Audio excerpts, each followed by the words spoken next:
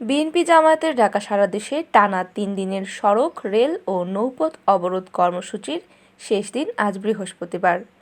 গত 28 অক্টোবর নয়াপল্টনে মহাসমাবেশে পুলিশি হামলা, দলের মহাসচিব মির্জা ফখরুল ইসলাম আলমগীর সহ নেতাকর্মীদের গ্রেফতার সহ সরকার পদত্যাগের এক দফা দাবিতে বিএনপির পক্ষ থেকে এই কর্মসূচি ঘোষণা করা হয়।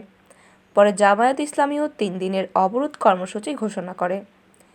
3 দিনের এই অবরোধ কর্মসূচির গত দুদিনের প্রথম দিন সিলেটে ছিল অনেকটা উত্তপ্ত।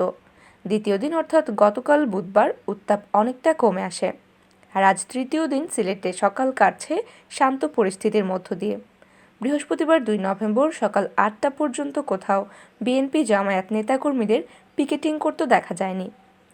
সিলেটে গুরুত্বপূর্ণ পয়েন্টে সতর্ক অবস্থানে রয়েছে পুলিশ, টহল দিচ্ছে বিভিন্ন সড়কে। প্রস্তুত রয়েছে পুলিশের সাজোয়া যান এপিসি। এদিকে বিএনপি জামায়াতের ডাকা অবরোধের তৃতীয় দিনেও সিলেটে চলছে না কোনো বাস। সকাল থেকে সিলেট থেকে দূরপাল্লার কোনো বাস ছেড়ে যায়নি। তবে সিএনজি চালিত অটোরিকশা, নিত্যপণ্যবাহী ও ব্যক্তিগত গাড়ি সকাল থেকেই চলতে শুরু করেছে। বাস বন্ধ থাকলেও সিলেটের সঙ্গে সারা দেশের ট্রেন চলাচল স্বাভাবিক। Sylhet metropolitan police commissioner Mohammad Ilias Sharif জানিয়েছেন, জনসাধারণের জানমালের নিরাপত্তায় মাঠে কাজ করছি, যে কোনো ধরনের নাশকতা ঠেকাতে আমরা প্রস্তুত।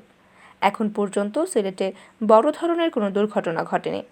জনসাধারণের প্রতি আমাদের আহ্বান, আতঙ্কিত বা উদ্বিগ্ন না হয়ে প্রতিদিনের মতো স্বাভাবিকভাবে কাজকর্মের জন্য যাতে তারা ঘর থেকে বের হন।